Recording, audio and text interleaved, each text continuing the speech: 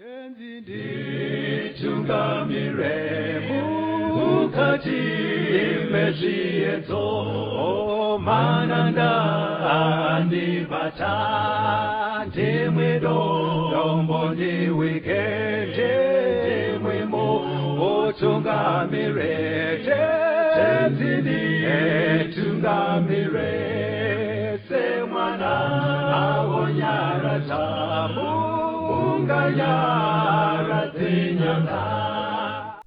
Kwazivai vateereri, tinomuchingamidzai kuchirongwa The Second Coming of Christ chamunopiwa naPastor Gift Rhodes naPastor Caston Betera veku7th Day Adventist Church. Mustudio nhasi tuna Shailet Chakabveyo ari kutiisira musign language. Pastor, chingamidzai vateereri. Vateereri, welcome to the program The Second Coming of Christ. Tinotenda hurumwe yatinayo nhasi musoro wenyaya unoti pakubhabhatidzwa. Yes, pakubhabhatidzwa mukoma. Hurukuro yedu ida kupindura zvimwe zvatinoobserva kana tiri mudzimba kana kumachechi. Ameno kana makambozviona mukoma. Kuti kunogona kuita munhu atosaimba wekuti akakura muchiona. Asi haana kana musi mumwe chete kubvira kari kakomana wamakamuona achienda kuchechi. Asi saimba ivavo vatoo kuma50-60 years unonzwa vachiti chechi yakati ndo chechi yangu. Amena hamusati mambosi kubvira ari mukomana hamunaombobvira asanoti ndo chechi yangu. Kana kuti munogona kutenge mei muchifunga kuti uya hanei nechechi. Paanofa mai vavo kana murume mukuru munogona kutoshamisika pane mumwe ari kutotaura kuti aiwa chechi yavo ndeyakati. Because zvakajairika muteereri kuti paanofa munhu munyika yedu pane masevhisi anofanira kungoitwawo nechechi. Saka kazhinji dzimwe nguva pane paubvunzwa kunzi ichechi ipi iri kubata nezvakadaro. So unotoshamisika kuti chechi yatozouya ende iri kutungamira but hamunombobvira makanzwa nezvayo upenyu hwake hwese. Saka nyaya iyo inotenderera pamusoro wenyaya yokuti pakubhabhatidzwa. Ndo panobvira zvese izvi. Ndo panobvira zvese izvi. Tichiri kudzidza bhuku razvakazarurwa pakuridzwa kwehwamanda yechitatu. Nyaya yekuti hwamanda yechitatu mukoma ingopaine 2 minutes zvakamira sei kuti vanhu vangozva tiri kudzidzei patiri muna zvakazarurwa tikati blowing of the third trumpet. Now zvinotidzosera papfungwa iya yekuti mubhuku razvakazarurwa pari kutaurwa zvakaitika nezvinoitika nezvichaitika paperiod yekuenda kwakaita Jesu kudenga kunosvika paanodzoka. Yes. Period yese iyoyo yakakamurwa kuenda muzvikamu zvinokwana 7. Okay. Zvikamu zvenguva. But mubhuku razvakazarurwa kana zvikamu izvi zvichitaurwa zvinodzokororwa nyaya dzakaitika imomo nedziri kuitika imomo, asi zvichitaurwa nenzira dzakasiyana. Pamwe kunogona kunzi tsamba kukereke nomwe. Okay. Tsamba yega yega chiri chikamu chenguva. Okay. Pamwe pacho zvinonzi kuzarurwa kwezvisimbiso zvinomwe. Okay. Kuzarurwa kwechisimbiso chega chega chiri chikamu chenguva.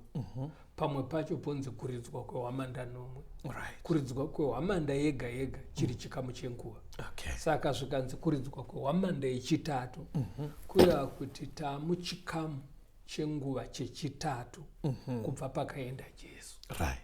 Saka chikamu chenguva chechitatu vakaita rombo rakanaka rekunzwa hurukuro dzekumashure. Makore anotanga kunana 313 AD kusvika kunana 538. Saka kuridzwa kwehwamanda kutiudza zvaiitika panyaya dzekunamata. But zvinenge zvichitaurwa iri mifananidzo zviri zvirawo. Saka mufundisi Rhodzi vachativerengera zvakazarurwa chapter 8 verse 10 na11 ndo inotsanangura chirawe chacho chairatidza kuti pachikamu chenguva ichi chii chaiitika munyaya dzezvekunamata. Zvakazarurwa 8 pavhesi ya10.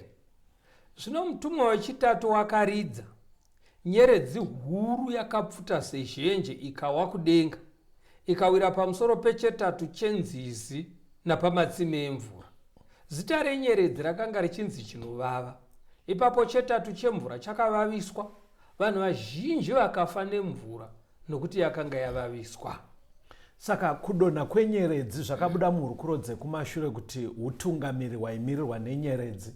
Saka kudonha kwakaita nyeredzi kuya kuratidza kuti utungamiri hwakadonha kubva padzidziso yaMwari. Saka pari kunzi nyeredzi yakanodonhera pane chetatu chenzizi nematsime emvura. Sezviri mvura chaiyo yatinoshandisa mazvese ndo inotipa kurarama. Saka kureva kuti utungamiri hwabva padzidziso yaMwari zvinoraramisa vanhu pamweya rinova shoko raMwari rakabva rakoraptwa toti kudii kuti dzidziso yavanga vakupa vanhu vakabvisa dzidziso yechokwadi vachiisa dzidziso dzenhema. Right. Ndo zvikunofananidzira kuvaviswa kwaita mvura. Ko pari kunonzi vanhu vakafa nemvura yaakuvava. Vhangeri kana rikaparidzwa riri rechokwadi, vanhu vakatenda vane upenyu husingaperi. Right. Asi vanhu vakadzidziswa zvisiri izvo, kurasika ikoko ndo kunonzi kufa pamweya. Saka dzidziso idzi kubva kwadzaita pana Mwari, imwe yedzidziso isina kuzoramba ichiteedzerwa sekudzidziswa kwayo mubhaibheri idzidziso yerubhabhatidzo. Saka tati pakubhabhatidzwa toda kuti tione kuti Jesu aenda kudenga akasiya chechi ichibhabhatidza vanhu sekurayira kweshoko. But tasvika period yodzokorai makore acho mukoma 313 AD kunosvika ku538. Imwe dzidziso yakadonha kana kuti yakashonyororwa idzidziso yerubhabhatidzo. Saka toda kuti timboona kurayira kwaMwari panyaya yerubhabhatidzo. Toona kuti zvakazoya paperiod parida kuitwa macorrections here nhasi kana kuti toramba tichingofamba mudzidziso yenhema yakatanga makore aya. Pana Matthew 28 mukoma verse 19. Matthew 28 verse ya 19 inonzi text iyoyo kana ichingotaurwa munyika Matthew 28 pa 19 nyaya iripo pane mataurirwo ainoita inonzi kudii? Inonzi Great Commission, kutuma very good. Saka mufundisi ngavativerengere kutumwa kukuru kuri pana Matthew 28 verse 19. Endai naizvozvo mudzidzise marudzi ose, muvabhabhatidze muzita raBaba neromwanakomana neromweya mutsvene. Pfungwa yatiri kuda apa takatarisa nyaya yekuti pakubhabhatidzwa ndeyekuti tisati tasvika pakubhabhatidzwa, teaching kana kuti preaching should precede baptism. Kuti sematauro ari kuita Jesu ari kuti chinotanga kudzidzisa, right, munhu asati abhabhatidzwa. Exactly. Kana kuti kuparidzirwa munhu ozobhabhatidzwa. Saka muteereri bata pfungwa idzodzo kuti zvizonyatsojeka kuti zveshuwa rubhabhatidzo rwakavhiringwa. Ndokuti zvibatike chinotanga chii? Kudzidzisa. Right. Munhu utenda kudzidzisa then toya kubhabhatidzwa. Right. Marko 16 verse 15 na 16. Marko 16 verse ya 15. Yes. Akati kwavari, endai munyika yose muparidzire zvisikwa zvose evhangeri.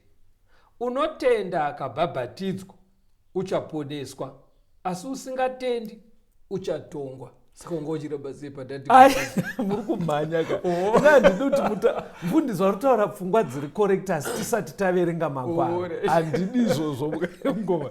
Right. Saka pari kunzi chinotanga kudzidzisa. Right. Handitika Marko yabva yawedzera kuti mukadzidzisa musakurumidze kumhanya kurubhabhatidzo. Anzwa vhangeri ngaatende. Kana atenda obhabhatidzwa. Zviri kubatika kachidzoko. Zvinoteerana. Itaitinzwe. Kudzidzisa. Right. Kutenda. Right. Munhu obhabhatidzwa. Right. Saka tauda kuti tichiona kuti paunobhabhatidzwa, pakubhabhatidzwa zvii zvinoitika zvinokubatsirei kubhabhatidzwa. Taona process. Vakorinde wekutanga chapter 12 tiverengerei verse 13. 1 Vakorinde 12 verse ya 13. Nokuti mumweya mumwe isu tose takabhabhatidzirwa mumuviri mumwe, kana tiri vaJudha kana vaGiriki kana varanda kana vakasununguka, isu tose takanwiswa pamweya mumwe. Saka pakubhabhatidzwa bhaibheri riri kuti ndo patinogona kuita one body nevamwe vatendi, ndo patinonwiswa mweya mutsvene waMwari. Batai pfungwa mbiri dzataurwa idzi. pakubhabhatidzwa tinoitwa chinhu muviri mumwe chete, right, nevamwe vatendi. Ende pakubhabhatidzwa ipapo nevamwe vatendi kusanganisira abhabhatidzwa, mese munogashidzwa mweya waMwari.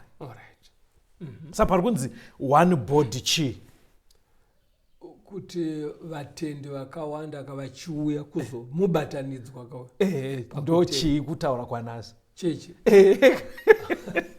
Saka rubhabhatidzo kana kuti pakubhabhatidzwa ndo paunoita ememba yechechi. Mukunzwa pfungwa yatiri kudaka. Panotanga paparidzwa wotenda wobhabhatidzwa, but pauri kubhabhatidzwa bhaibheri riri kuti panoitika zvinhu 2. Unopiwa mweya mutsvene waMwari, ndo paunobva waita chechi memba. Saka ngoma ndoda kuti iye zvinezvi ingotaura imbichana nemazwi akanaka.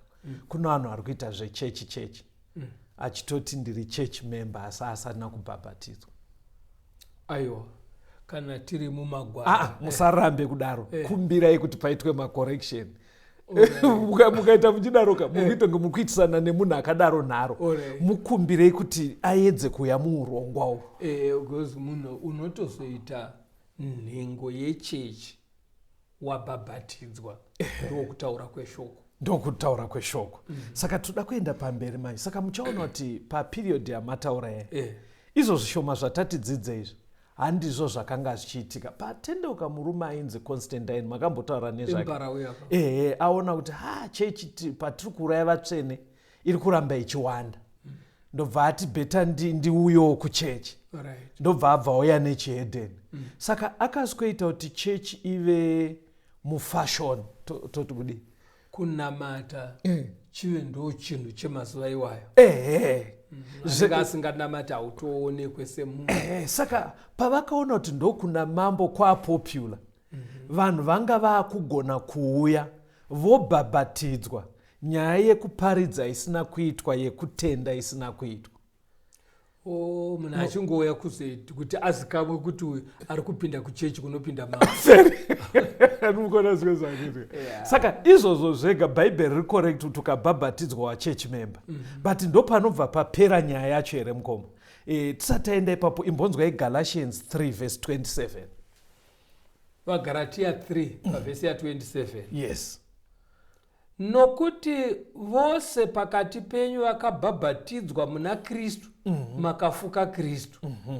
Mapavonaka. Saka pakubhabhatidzwa ndo panoita futi kuti uve muna Kristu. Mabasa 2:41. Mabasa 2 pavhesi ya41. Maybe svikairi pa42 futi. Zvino avo vakagamuchira nomufaro shoko rake, vakabhabhatidzwa. Nezuva iro vanhu vanenge zviuru zvitatu vakawedzera. Vakatsungirira pakudzidzisa kwavaapostari, napakuyanana kwavo, napakumedura chingwa, napaminyengetero. Saka pari kunzi vanhu vakawedzera, kukuwedzera nhamba yechechi. Zviri kubuda apa ndezvekuti chechi inokura in membership by baptism.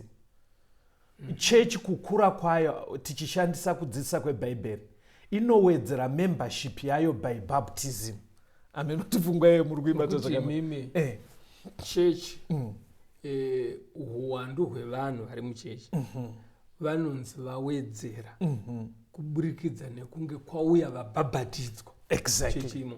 Saka zviri kuitika nhasi mukoma, zvimwe zvachona ndofunga haisi futi problem, asi tiri kuzvishandisa semeasurement isiriyo. Kuti dzimwe nguva toti pari kuitwa minana, ground rese rozara vanhu. Unogona kutonzwa vanhu maraini vachiti ende chechi ine vanhu. Hatimazoonaka vari kubhesa neuwandu hwanga hwauya huchida kurapwa kana varida kuona mamiracle. Saka uchaona kuti dzisiri nhengo. Very good. Saka kamezhero katiri kuita isusu nekanoita bhaibheri kari kunosiyana. Bhaibheri riri kuti chechi inokura pachiita vabhabhatidzwa vatenda. But isusu tajairira kungoona uwandu tototi chechi ine vanhu. Pari kubatika. Ndoda kuti timbonzwa rwiyo muteereri. Chidzidzo chedu chiri kuti pakubhabhatidzwa.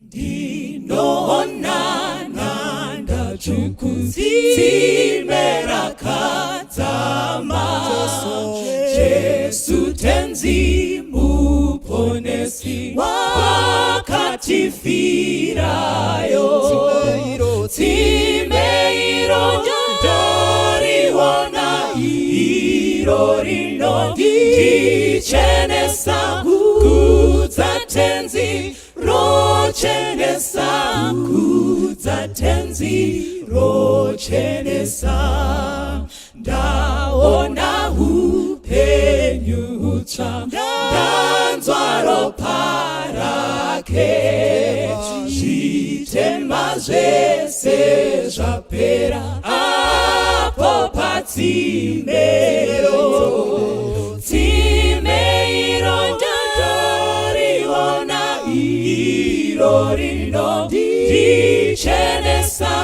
kudza tenzi rochenesa kudza tenzi rochenesa ndamuka ndaitwa mutsva nembiri yedenga nemoyo nenguo chena naKristu mandiri tsimeiro ndariona iro rino ndichenesa kudza tenzi rochenesa kudza tenzi rochenesa chishamiso tsitsi dzake ropa rake pasi muzi wenyi Jesu chete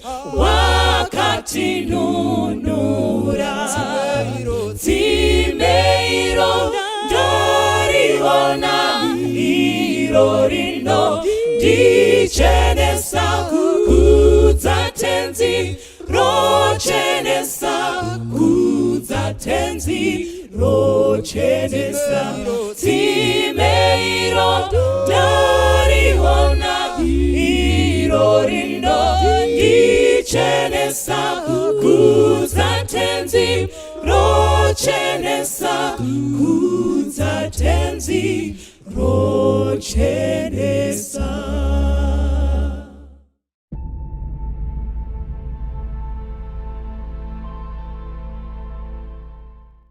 Tinomuchingamidzai zvakare vateereri, tiri kuenderera mberi nehurukuro yedu pakubhabhatidzwa. Mukoma, pakubhabhatidzwa chii chinoitika? Pane minongedzo mishoma yatatarisa. Taona kuti pakubhabhatidzwa munhu ndo paanotanga kuve nhengo yechechi. Right. Ndizvozvo chaizvo. Saka muchiona manje kumaraini kuine munhu anogona kutokuti ndo chechi yangu iyi. Iye asingaendeko. Anenge akatobata mukombe. Asi unotodzwa kuti ndo chechi yangu. Chimwe chiri kukonzera kudaro anenge akambobhabhatidzwa ikoko. Saka toda kuona kuti bhaibheri riri kutoti ukatongobhabhatidzwa zvaita here. Because ndinotori netimu rakawanda rekutoti anenge aitokudzwa kuti unoziva ndokwandakabhabhatidzwa here. Zvekuti zvinomupa confidence. Kungoti ndakabhabhatidzwa bedzi chero asi sararame zvinotarisirwa. Saka toda kuti tione kuti pane chimwe here chinodiwa after baptism kuti munhu anyatsozva kuti andofunga zvaita. Pana John chapter 8 verse 31 na 32. John 8 pavhesi ya 31. Zvino Jesu akati kuvaJudha avo vakanga vamutenda, kana imi muchigara mushoko rangu, muri vadzidzi vangu zvirokwazvo. Muchaziva zvokwadi nezvokwadi chakusunungurai. Saka pari kunzi kana muchigara mudzidziso yangu, chirungu chinenge chati if you continue in my doctrine. In other words, munhu ukabhabhatidzwa unofana kukondinya uri mudzidziso yeshoko. Ukadaro manje ndo pari kunzi nebhaibheri idi muchava vadzidzi vangu chaivo. Kureva kuti bhaibheri rinenge rinozviziva kuti panobhabhatidzwa munhu kune vanenge vanomhanyira kubhabhatidzwa vachifunga ndapona. Ongoti zvindibve. Anobva ati ndasvika. Very good. Obva ati ndasvika. Saka bhaibheri rinenge riri kuzviziva kuti ndotsika iri kuita vanhu mazuva ano. Saka riri kuti aiwa izokondinya uri mudzidziso ukadaro wazonyatsova mudzidzi wangu. Saka tinoona ukaona mukomo wekuti akaona pari kuitwa musangano wechechi anoatenda vhiki iroro obhabhatidzwa paunopera, next week haachawaniki. udzokera kwaaimbo inzwai Matthew yaya kutumwa ukuru 28 verse 19 to 20. Mateo 28 pavhesi ya19. Endai naizvozvo mudzidzise marudzi ose, muvabhabhatidze muzita raBaba neromwanakomana neromweya mutsvene, muvadzidzise kuchengeta zvose zvandakakurayirai imi. Tarirai ndinemi mazuva ose kusvikira pakuguma kwenyika. Saka Matthew kutoti kana mavabhabhatidza yabva yaenderera futi mberi ikati muvadzidzise kuchengeta zvose zvandakakurayirai, which means kuti pakubhabhatidzwa chiri kudiwa kutenda muruponeso naJesu Kristu. But Mwari ari kuziva kuti zvine zvisa zvakwana. Pamwe usati watodzidziswa kuti unofana kuchidya chiise mutende, unofana uchipfeka sei, unofana kurarama sei. Saka Matthew 28 yati vadzidzisei vakatenda vobhabhatidzwa. Vabhabhatidzwa yabva enderera mberi ikati muvadzidzise kuchengeta zvose. Saka last segment iyo iri kunzvengwa nevakawanda mukoma kuti panouya dzidziso, right, munhu onzwa otenda obhabhatidzwa kuve nhengo yechechi. Yes.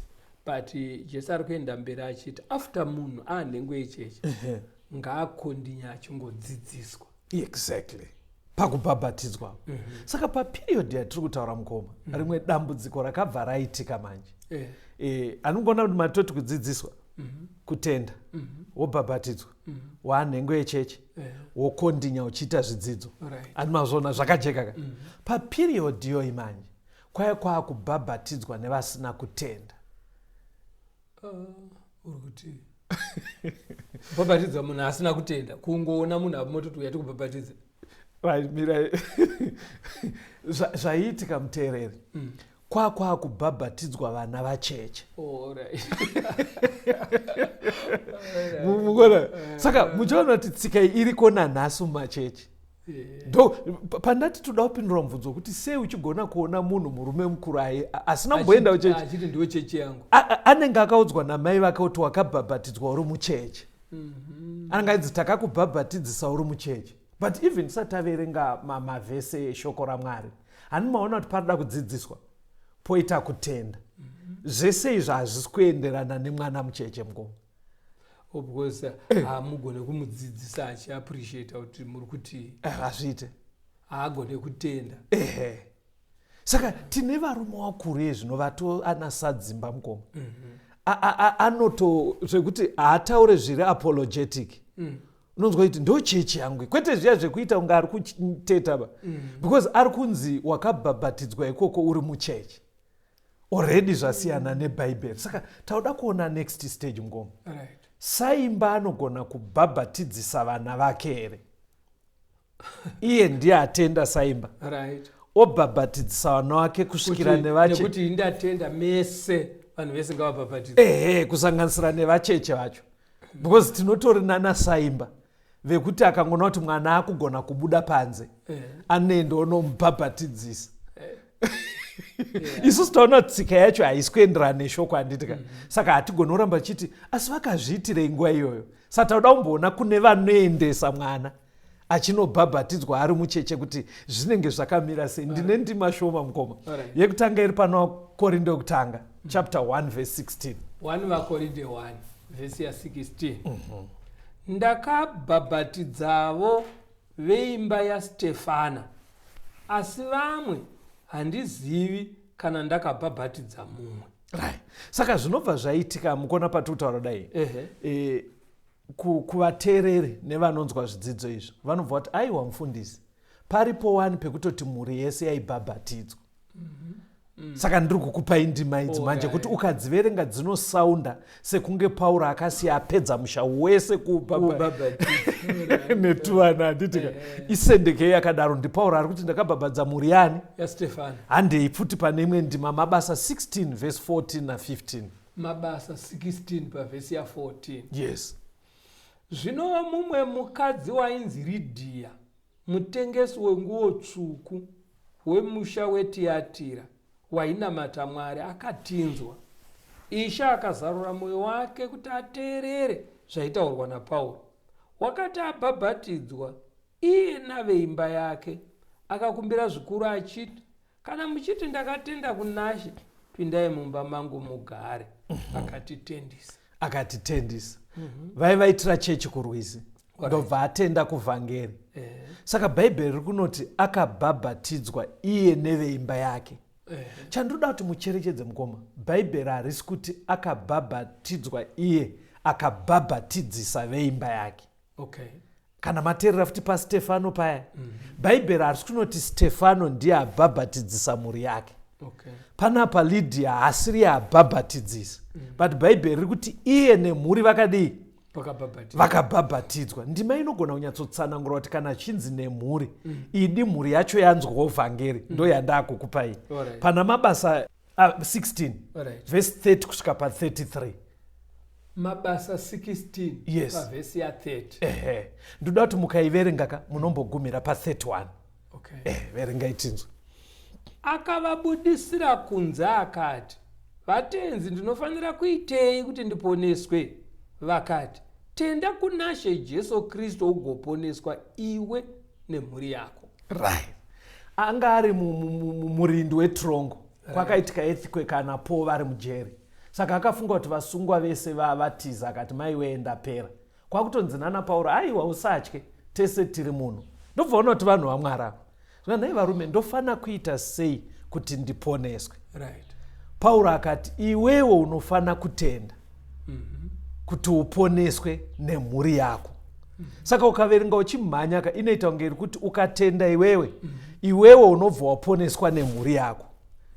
Yeti animasona mabudira iri kuitaka kuti inobuda ichita kunge zvinonzi ukatenda iwewe watotenda pachinzvimbo chemhuri yako, mhuri yatopinda. Animasona manje, but ukaramba uchiverenga zvinoclarifyika. Chiverengai verse 32 na 33. Mabasa 16 verse 32. Yes. Vakaparidza shoko raMwari kwaari navose vaiva mumba make. Akavatora nenguva iyoyo usiku akakupa mavanga avo ndokubhabhatidzwa pakarepo iye navose vake. Manzwa kuti vakaparidzirwa iye nevese vaive mumba make. Vakaparidzirwa vese. Saka vese vari kutaurwa vakava. Kana maive nekacheche hakana kuparidzirwa even kaivemo. Nekuti akagone kunzwa 1, akagone kutenda. Saka zvikanzi nevese, pari kurehwa kana aive nemamaids, kana anga ine vanomubatsira basa kumunda, kana anga ine vazukuru vavanogara navo, vese vaigona kunzwa vhangeri, vakarinzwa, vakatenda, vakabhabhatidzwa. Saka haazi murindi wetrongo akanoti kumhuri yese come on hande tinobhabhatidzwa. Mhuri yese chaakangoita mukuru wemhuri akaita kuti mhuri inzwe vhangeri. Saka pfungwa iri kubuda apa ndeyekuti panyaya yevhangeri, yes, munhu sedunga munhu anofanira kuzvinzwira. Exactly. Kana anzwa ozvisarudzira kana kuzvimisira iye pachezvake. Kana vanhu vachizobhabhatidzwa avo semhuri, asi umwe nemumwe azviwira. Even zvikazonzi mufunge mhuri yese yabhabhatidzwa, haifanire kubhabhatidzwa kuti baba vati hatibhabhatidzwei. Vanofanira kubhabhatidzwa mhuri yese because memba yega yemhuri yatenda yagashira. Saka vanoenda kuchechi nekutya baba vafanirwa kumboenda kuchechi uchitya baba ka togona usapa commented zvine zvazvinogona kutobatsirawo because baba vari kutenda, but kubhabhatidzwa manje. Because kubhabhatidzwa kwakuda kutenda. Kuti uchizoponeswa kuchechi unogona kuenda. Because baba vanogona kuti hapana ari kusara pano pamba. Asi hazvikuendese kudenga. Aiwa, hazviendese kudenga. Saka patinoda kuti tichigadzirisa mukoma, tisati tadzwa rimwe vhesi ndepekuti hongu chechi yakatanga kubhabhatidza vasvava. Ipapo pakakundikana, hatichagone kudzokera kuhistiri. But pamavhesi ataverenga hapachadawo munhu mubereki anondundurudzana nekamwana kadiki kunokabhabhatidza. Because haufanira kuti nekuti kuchechi kwedu zvinobvumidzwa. Iro bhaibheri riri kuratidza kuti harina muenzaniso wakadaro wemubereki ari kuita kuti kamwana kasati kaakutenda kabhabhatidzwa. Mabasa 18 mukoma, vhesi ya8. Mabasa 18 pavhesi ya8. Yes. naKrispo mukuru wesinagoge akatenda kunashe naveimba yake yose navazhinji vekorinde vakanzwa vakatenda vakabhabhatidzwa. mapanzwa ka Crispo neveimba yake yose vakatenda vanzwa. Saka nyaya haisi yekuti one ndiye atenda okavhira mhuri yese. Munhu nemunhu anofanira kunzwa vhangeri otenda. Saka chidzidzo chiri kutokumbira kuvabereki kuti mwana kana asati agona kunzwa vhangeri kutenda, kunyange kuchechi zvichiri kutenderwa, because tinoona kuti era yakatangawo madark ages. Isu sevabereki hatifaniri kudaro, zviri kusiyana nekudzidzisa kwaMwari. Ndoda kubvunza mukoma, ndanyora nechirungu, ndaichika kuti shona ndogona kuti munhu ari mad kana kuti insane upenyu hwake hwese anotozikanwa kunzi pfungwa dzaka anogona kubhabhatidzwa zvekutoti hiri zvinotozikanwa obva aona pari kuitwa chechi ongouyawo. Chinoitika kana tikateera kudzidza kwataita kubva pekutanga, right, kuti munhu anobhabhatidzwa anzwa shoko romudenhera kutenda kana kuti kutendeuka, muchizomubhabhatidza kuti ave nengo yechechi. Munhu wamuri kutaura toti murwere wepfungwa ndowari rakanaka endetika kureva kuti pfungwa dzake hadzisi panzvimbo, haatogoni kuzanganisa kana kubatanidza mashoko ari kudzidziswa kuti aite decision yeruponeso. Right. Pakadaro angatofunga kuti ndaabhabhatidzwe ndimi, asi iye haana kuzvidira. Saka togona kusataura neizwa rekuti habhabhatidzwe but mamuputisa pfungwa yandiri kuda kuti haasi kugona kutenda kuvhangeri. Kutobva tati madzidza sevana kuti rubhabhatidzo rwakakosha, runodiwa kuti munhu ave muna Kristu aponeswe. But mai venyu unfortunately ndofunga zvakanonoka kusvika vhangeri, but yezvino vari kurwara vari pakoma, havasi kutonzwa, havasi kudii, but muri kutya kuti vangangofa vasina kubhabhatidzwa. Zvinoita here kuvatora movabhabhatidzisa? Munogona kungonovabhabhatidza edu panyama zvaitika, asi pane zvomweya hazvinazvo zvabhadhara. Munhu anofanira kutozvisarudzira iye pachake. Chidzidzo chiri kuti pakubhabhatidzwa regai timbonzwa rwiyo.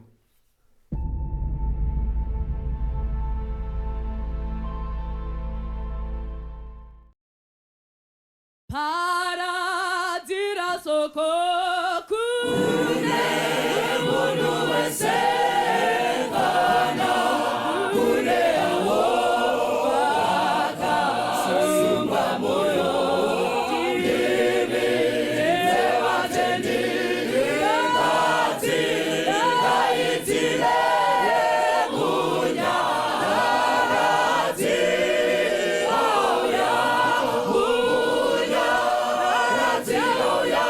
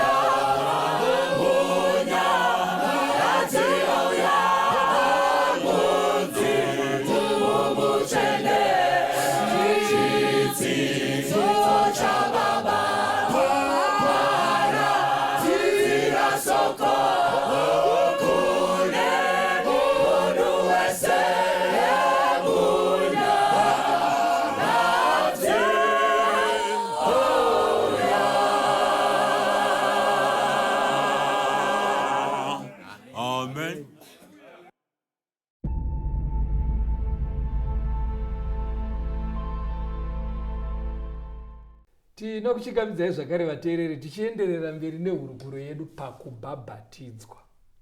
zvakazarurwa chapter 8 verse 10 na11 tiverengere tasvika ikoko pane nyaya yawanga watanga muchikamu ichi yekuti munhu arwara right zvokuti vanhu vakuona kuti hai hama yako enda wongoti pamwe haachagona kutaura kana kuita sei vanhu vongosumudza munhu akadaro kana kuti mufundisi uyai mutobhabhatidza amai vedu kana kuti baba vedu apa ari kutenda ndimi ndizvozvo handiti mazvona havazi amai avo saka panoda kuti pagadziriswe mufundisi vanhu kuponeswa ka chinhu chinobva mumwoyo memunhu iye pachake kwete mumwoyo weumwe munhu.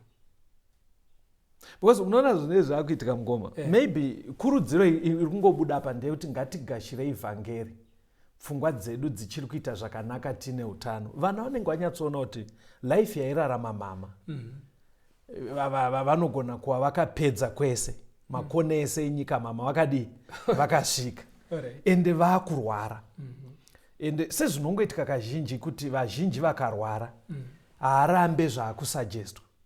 Vanhu vakati zvechechi unzwa pana angarambe zvechechi mukati saka anogona zvinoita saka munhu iyeka anogona kusvika stage yekuti ka vana because ndo vari kuziva kukosha kwevhangeri vanogona kunyatsoona kuti mama vakafa muchimiro ichi hatichaonane nekusingaperi even parumuko rwekutanga hativaoni. Saka shungu dzinopinda muvana ndo dzinokonzera zvanda kubvunza izviyazviya. But mufundisi wapindura zvakanaka. Pakubhabhatidzwa panoda kutenda kweari kubhabhatidzwa, kwete kutenda kwamai vauya nemwana mucheche kana kutenda kwevana vauya namai vari kurwara.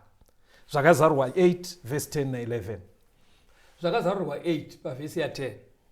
Zvino mutumwa wechitatu wakaridza, nyeredzi huru yakapfuta sezhenje ikawa kudenga, ikawira pamusoro pechetatu chenzizi napamatsime emvura. Zita renyeredzi rakanga richinzi chinovava. Ipapo chetatu chemvura chikavaviswa, vanhu vazhinji vakafa nemvura nokuti yakanga yavaviswa. Saka hurukuro yatiri kuti pakubhabhatidzwa iri kutangira pandima iyi. Ndima iyi kuna zvakazarwa iri kurevei. Iri kutaura kuti kubva kunana 313 AD kusvika kunana 538 AD utungamiri hwechechi huri kumirirwa nenyeredzi hwakabva padzidziso yaMwari. Imwe dzidziso yaMwari yakakosha mubhaibheri ndeyerubhabhatidzo. Chii chakaitika panyaya yerubhabhatidzo zvekuti vanhu vakafa pamweya sezvataurwa nazvakazarurwa? Vanhu vakatanga kuitiswa rubhabhatidzo rusingatsigirwe nebhaibheri. Saka pamweya hazvina zvazvine zvareva, unenge uri munhu akafa pamweya. Ndopatanga nyaya yekubhabhatidza vana vaduku vasingagone kutenda. Neizvo zvese zvandatokuudzai kuti ari kurwara aingonzi bhabhatidzai baba vedu, because unenge iwe ndiwanzwisisa asi vabereki. Saka zvakatanga kutendero. Zvakauya sei? Because hatigoni kuramba chingoti utungamiri. Unotori nemazita ari munhoroondo utungamiri panyaya yerubhabhatidzo. Every area mukoma yedzidziso dzakanotsauka, vanoda vechidiki vakatsvaga munhoroondo unogona kutoona kuti aitungamira nhingi hanzi ndiye akadai. Saka parubhabhatidzo batai mazita emgoma. Kune muchinda ainzi Augustine of Hippo. Augustine of Hippo. Hippo yaina HIPPO. Isiri yemvuo. Yatokwana inongoti of Hippo. Hippo inzvimbo iri kuNorth Africa. Nhasi ndokwane nyika yeAlgeria. Saka vaida kungotaura kuti Augustine anobva kuHippo. Sekungoti Pastor Rhodzi vekuzviyambe kuwedza. Saka munhoroondo anongonzi Augustine Hippo of Hippo. Mukuru uyu pakukura kwake ainetseka nechitema cheupombwe. Ndozvinotaura nhoroondo chaimushungurudza. Paazvimisira kunyora munotebook kuti ndichada aikundikana. Saka hanzi akazombotravela kuenda kuRome kuItaly. Ndobva anosangana batai futi zita iri nabishop vainzi Ambrose. KwakuRome. KwakuRome. Iye anonzi Augustine wekuHippo. Right. Ndobva kuRome. Right. kuItaly unosangana naBishop Ambrose. Right. Saka pakukurukura achitaurawo dambudziko rake reupombwe. Ndopaakachiudzwa nabishop kunzi nyaya iyi haisi problem yako. Remember tinotoberekwa tiri vatadzi. Pane katsananguro kaitwa nabishop zvekuti vainoburitsa pfungwa, muchirungu inonzi original sin. Anoona kuti takaberekwa nembereko yechivi. Vanhu handitika. But mwana mucheche paanozvarwa akabva kanzi kanoda kupanichwa kamutadzi. Akana kukomita sin. But very good. Ndofunga muri kunyatsopa. But madzidziro avanga vakuita vari vairi Augustine naAmbrose ndeyekuti mwana achitongozvarwa anodeserve punishment. Because aberekwa kubva kuna baba vakatadza. Because varida kuwana way yekuzvibatsira kuti sei pari kukundikana kuwana simba rekukunda upombwe. Ndobva kuti inyaya inototangira munhu uri mucheche. Utori kamutadzi kanenge kaifanira kutonotsva kugehena handiti mazvona.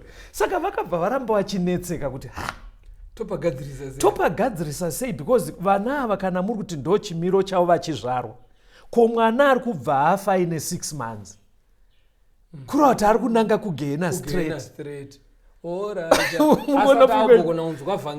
Very good. Ndopakabva saka tiri kutadzira vana ngwesei. Vana vese vari kufa tuine ma 1 week utu nema 4 days turi kunonanga kupi kugehena straight. tunofanira kubhabhatidzwa. Muri kuona mawiri akaita nyaya. Saka mukatsvaga munhoroondo muteereri yezvino izvi anonzi Augustine uyu atori a saint, ndoti kudii, mutsvene, ari venerated and canonized. Mukoma mufanira kugona kutsanangurira vanhu zvazvinoreva. iyo itsika yekuti vakuru vekuchechi, vatungamiri, Right. vanogara pasi vachiongorora mazita evatendi vakafa. Right.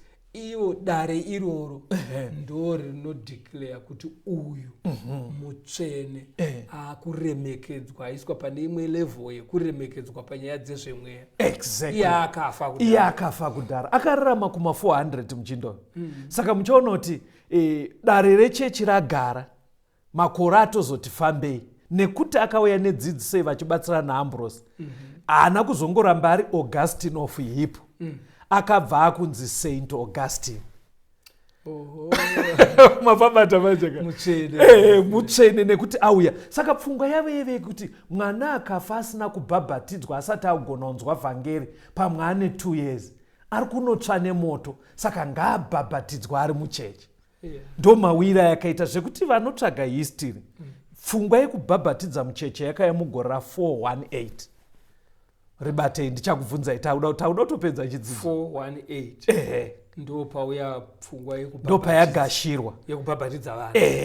Yakatoitirwa musangano notonzi the Council of Carthage, yekutoti please vana vacheche ngativabhabhatidzei. Ndosaka tiri kuti pakuridzwa kwehwamanda yechitatu idi dzidziso dzakatsauka dzichitungamirirwa nevafundisi. But unfortunately manje tichine vatendi pakati pedu vari kurarama mudzidziso dzakatsveyama. Saka hurukuro ino painenge ichiuya chinangwa chaMwari ndechengoma. Chinangwa chaMwari ndechekuti vanhu kana vazviona paitwe macorrections. Very good.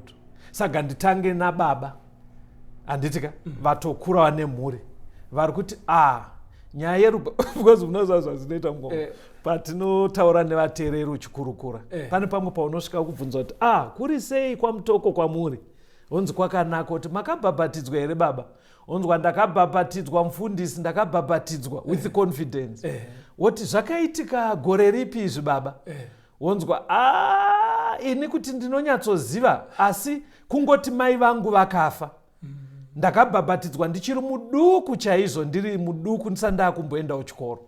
Saka munhu akadaro patiri kuita hurukuro anofanira kuita semngoma.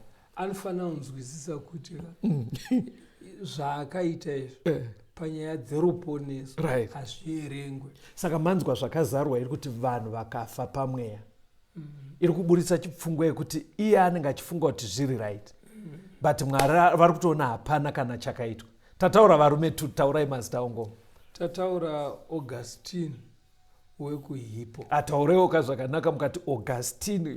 Muitonge musingarigone vari racho, taurei zvakanaka. Zvakasiyana. Augustine. Augustine wewe. Adeko. Ivo vanhu vari kunzwa kasiyana. Alright, Augustine wekuHippo. Right. Na Bishop Ambrose. Na Bishop Ambrose. Wekuroma. Thank you Mangona. Vesava pandataura chirungu chekuti they are venerated and canonized. Ndoda kuburitsa kuti dare rechechi razogara nekuti vakauyisa dzidziso yekubhabhatidzwa kwevana vanonzi vatsvene. Saka Augustine kana akutaurwa nhasi haataurwa achinzi Augustine of Hippo, anonzi Saint Augustine. Saint. Asi tisu tiri kuti saint, but Bible riri kuti hazviziri izvo. Nyeredzi yaive yatodona, utungamiri hwengu adona. Saka dzidziso yavo iti makore ati fambei. Kune mumwe murume wechitatu wandoda kuti mubate zita rake ainzi Thomas Aquinas. Thomas Aquinas. Right. Dambudziko rakachomunetsawo manje. Ndere kuti pakubhabhatidza apo tiri kubhabhatidza sezvinora Bhaibheri kunyika mumvura munhu oburitswa. But kune vamwe vekuti anenge arwarisa zvandachitaura zviya. Kuti vana vari kuya namai vakutoona kuti vakufa. Saka varwarisa kudaro, Thomas pakamunetsa kuti munhu muchimiro chakadaro chekuti pamwe ari kuita kujorerwa achitakurwa, kunomuti mumvura zvinobuda here? Kunomunyudza mumvura. Saka Thomas akabva ati no hazvidi kuti zvirambe zvakadai. Tisade kubva taona kunge Mwari anoomesa stereki kuomesa. Ndobva aintrodusa rubhabhatidzo rwekusasa nemvura kuitira ava varwarisa. Chero netuvana tucheche futika kuti mukanyudze mumvura. Handino mazono tumwe twaifa nenyumonia twanyudzwa mvura. Saka akanorefaina akati no baptism as long tatombowana mvura. Saka kwavari even kungotora grazi remvura kudai woisa minwe wosasa yakabva yatova rubhabhatidzo. Ndo zvinhu zvakaitika munhoroni. Saka muri kuona vatendi even up to day tinotori nerubhabhatidzo rwekuraramika mumachechi rwekusasa nemvura, rubhabhatidzo rwekunyika vana vachechi nevasati vakugona kunzwa vhangeri. Handiko kudzidzisa kwebhaibheri but zviri pakati pedu. Saka hurukuro padzinenge dzichiuya kudai haisi nyaya yekungodzidza history kungoti ndo zvakaitwa naSaint Augustine, ndo zvakaitwa naBishop Ambrose. Zviri kuuyira kuti Mwari atiratidze before his second coming kuti apo panoda kuitwa macorrection. Taura inene mama. Saka pari kuda kukorektwa. Yes ngomo. Ndepekuti mwana mucheche asabhabhatidzwe nekuti asati akutenda. Musangoti mucheche. Mumwe anenge atokuma 2 years. Ingoisai pekuti kubva pamucheche.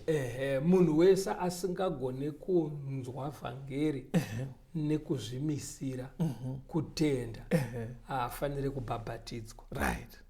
Uyewo kurava kuti kana munhu zvirizvo zvaakaitwa achiri mudiki asati akunzwisisa anofanira kutosvitswa panguva yekuzvidira ega akura. Right. Kuti rubhabhatidzo rwake ruverengwe kunyaya dzeruponeso kumatare ekudenga. Exactly. Chechipiri, rubhabhatidzo harufaniri kuita zvokumwaiwa mvura. Munhu ngaaende pamvura zhinji sekudzidzisa kwebhaibheri. Right. Onyudzwa kamwe chete. Saka kana paine munhu akaitwa izvozvo panodawo zvakare correction. Thank you Ngomo. Vane hama dzekuti uri kunyatsoona kuti anga achirarama upenyu hunosvotesa Mwari but maonero ako semunhu uri kuona kuti hama yedu yakuda kufa. Zvitori nani kuuya naye ari mubhara kana ari mumotikari mongovhura madho emota onzwa vhangeri ngaatombotanga arinzwa pane kuzongoya naye kuti wedu wemhama vauda kufa bhabhatidzai.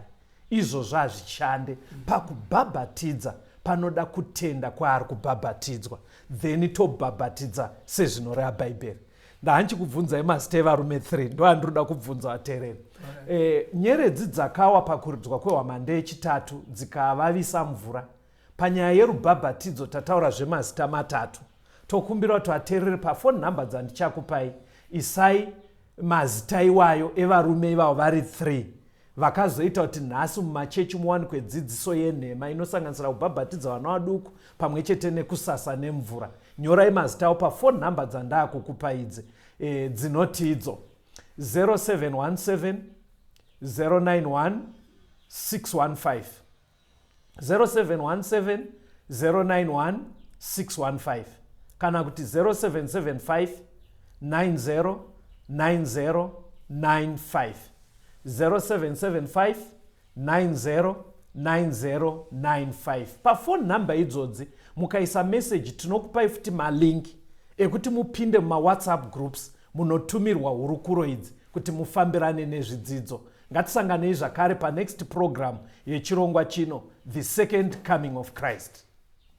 Ndinodarimire moto rakapenyera vachene rakaita vadedenga nekushinga mudambudzo uripiko mweya tenzi wakashingisa Abrahama wakapfawisa Pauro wamupa simba redenga simba makapa Elijah harichipo ere nasi rakapenyesa Mozisi rapajobo rukuri tenzitonderai kare mutipenyi tsitsi itsva apo tomupanyi moyo tidirei mweya wenyu tenzitonderai kare mutipenyi tsitsi itsva apo tomupanyi moyo tidirei mweya wenyu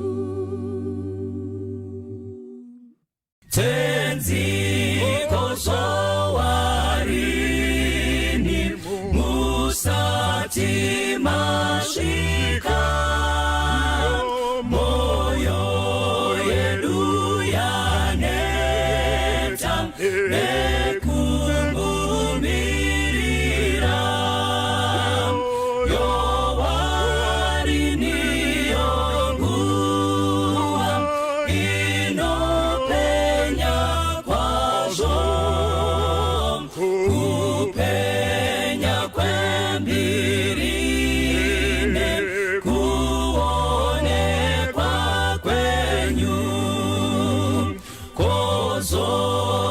kozowarini tenzi mubude kumusha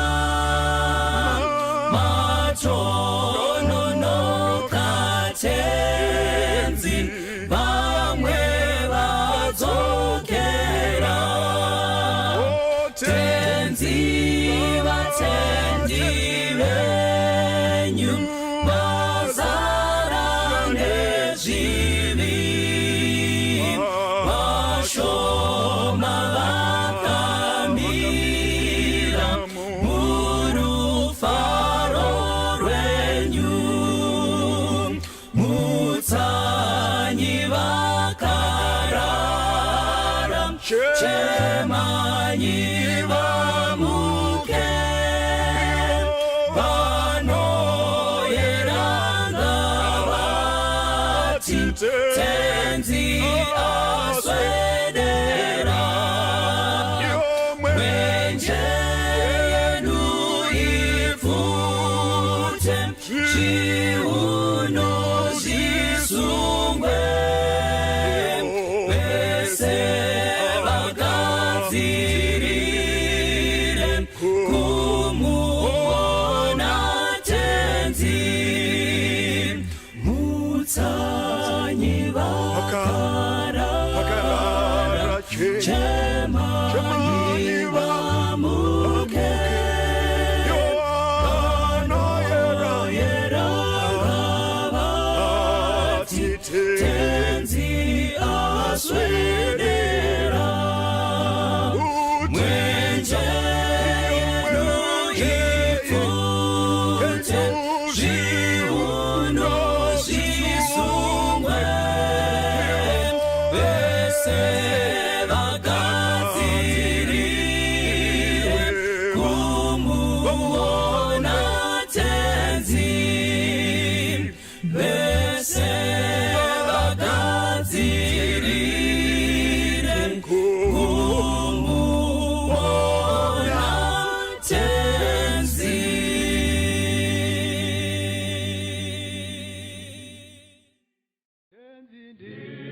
nditungamire mukati mezviedzo mananda andibata ndimwedo dombo ndiwikende ndimwemo otungamire tenzindi etungamire semwana awonyara tamu unganyara zinyanga mananda anomunzwa kanama atinyarara imwite tenzi wenyanga tenzindi etungamire aponda yasvikanyanza mananda aondichisa Handichina zororo Dotsamira kune mwika Kandinzwe imwi moti Dinokutungamira